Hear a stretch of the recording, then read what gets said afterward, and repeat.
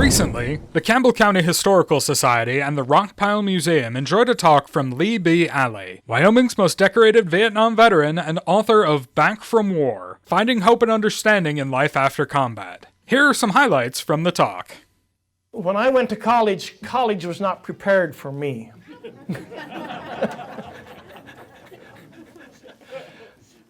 You could say that I was not prepared for college, but I thought that college was just the slickest deal I'd ever fallen into.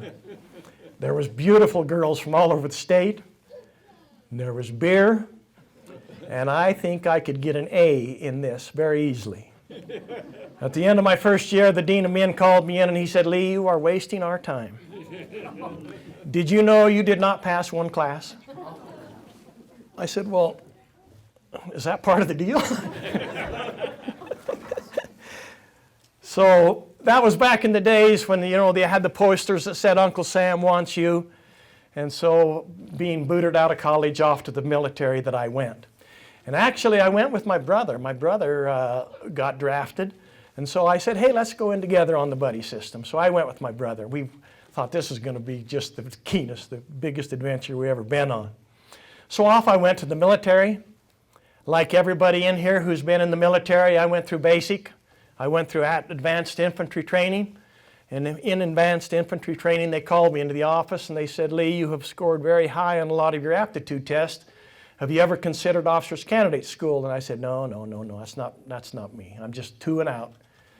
Well, the rest of the story is I did go to officers candidate school and I graduated as an armor officer at Fort Knox, Kentucky.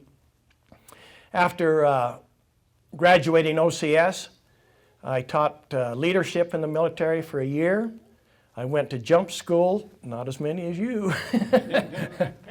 I went to jump school, got my jump wings, went to Panama to jungle warfare school, and my resume was complete, and I got my orders to Vietnam. When I landed in Vietnam, I was to go to the 11th Armored Cav. I was an armor officer. I was headed to the Black Horse Division, 11th Armored Cav. The call came into the tent there at the Long Bend replacement facility, and they said, "Lieutenant Alley, your ride is here. You see that Jeep over there? Get in that Jeep, and it's headed to the 9th Infantry Division, the Mekong Delta." And I said, "Whoa, wait a minute. I am not an infantry officer. I'm an armor officer. I'm going to 11th Cav." And they said, "Well, unless you want to walk to Bien-Phuc, you probably get in that Jeep." So the shock of my life, you just get in country and your whole thing has changed. You're no longer an armor officer, you're an infantry officer. But as it turned out, it was probably one of the better things that ever happened to me in my life, because when I got to the 9th Infantry, I was surrounded by some of the most incredible people that I've ever met. The first guy that I met was my company commander, and that was he wasn't a general then, it was Captain Siegfried.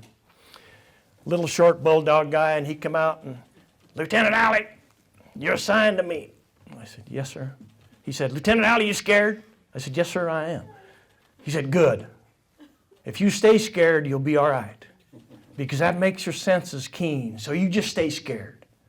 Then he said, "Lieutenant Alley, where are you from?" I said, "Wyoming." He said, "Oh, well, you're a cowboy, huh?" I said, "Well, kind of." He said, "Okay, from now on, your name's Cowboy." So for a whole year in Vietnam, I was known as Cowboy because of Steve Siegfried. And he retired as a Major General, commanding Fort Jackson, South Carolina. We still are in contact, and wonderful, wonderful man. I was only with Captain Siegfried about a month and a half. The recon platoon leader was getting ready to rotate out, and so they called me into the officers' quarters there and said, "You're going to take over the recon platoon. You're leaving B Company." And it was one of the better things that happened in my life, because in recon, it was just a fit for some reason. And recon was a 35-man unit. We were picked by the battalion, and we were the battalion's eyes and ears and the reactionary force. And we didn't pull the KP. We didn't burn the burning barrels. This is a family show.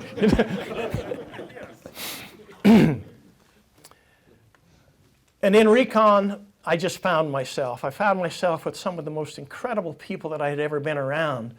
And it was just a fit. Back in the day, they had a rule that an officer, if you were in the field and in combat for like 6 to 7 months, they wanted you to get you out because you had outlived the life of the average officer. So at about 7 months, they pulled me out of the field and they said, "You're leaving recon. You're going to come into headquarters company." I was in headquarters company probably not more than 30 days. Company commander was killed, and they gave me that company. So I became a company commander as a 21-year-old first lieutenant commanding a company of infantrymen in Vietnam. Combat defines you as who you are as a person. I often feel sorry for people who spend all of their time thinking, "I wonder who I am and what I can do and where my capabilities are." Well, you see, combat defines who you are. I never spend 1 minute of my life wondering what I can do. I never spend 1 minute of my life knowing where my limitations are because I have been pushed to my limit. I never spend 1 minute. Combat defines you as a person. You learn who you are. The other thing that combat does, combat gives you a day that you measure every other day from for the rest of your life. And what do I mean by that? You are in situations that are so horrific that that's a bad day. That's a bad day. A great example, I was just a couple of weeks ago, I was dealing on a pickup there in Wheatland, Wyoming, and the young guy that I was dealing with, very, very nice young man, and he came over to the desk and he was all stressed out, and I said, "What's the matter?" He said, "Oh man, I think I made a mistake on the figures on this truck." And he said, "I think I'm going to have to put 2 new mirrors on. You know how much those collapsible mirrors are? They're $1,500 a piece, and that's $3,000. And my money's got out of this deal." And he said, "Lee, this is a bad day." I said, "Chuck, sit down. You want to know what a bad day is?" I said, "You got a minute?" I said, "The day after Jaeger, we had 20 men killed at Jaeger. We lost 11 of our tracks were blown up and burnt. And the next day, you're walking around like a zombie because you can't get a hold of what you went through, and you can't get a hold of that."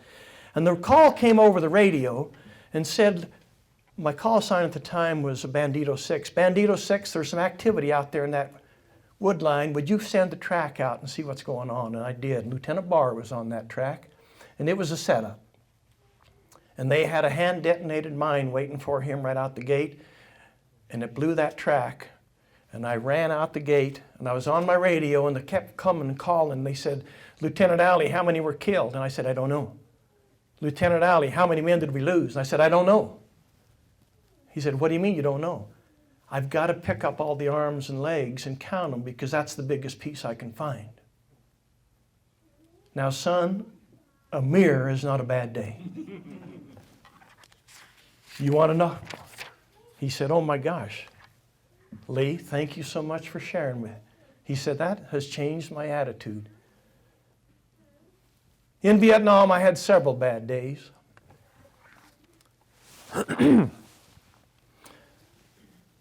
When I talk about a fire base, and I'll talk about Firebase Cudgel and Firebase Jaeger, and basically what the fire bases were, we would get so far away from the artillery that they would fly artillery in. They would hook the Chinooks, would pick up the artillery pieces and fly them in, and then you'd have 5 or 6 little pieces of artillery there, the 105s or whatever.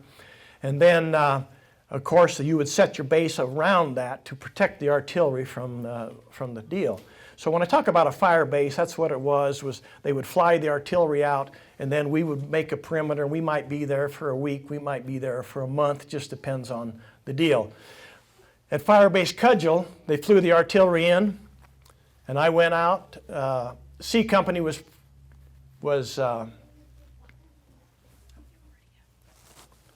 protecting the fire base, and they flew me in as recon, and they put me on the other side of the river to protect the fire base. And we were hit that night, and I'll tell you a little bit more about that later. But the bottom line is, We were hit that night, and my 35-man, more in the morning when we could get out of there, I had 4 men killed, 23 medevac. There was 8 of us left. That was a bad day.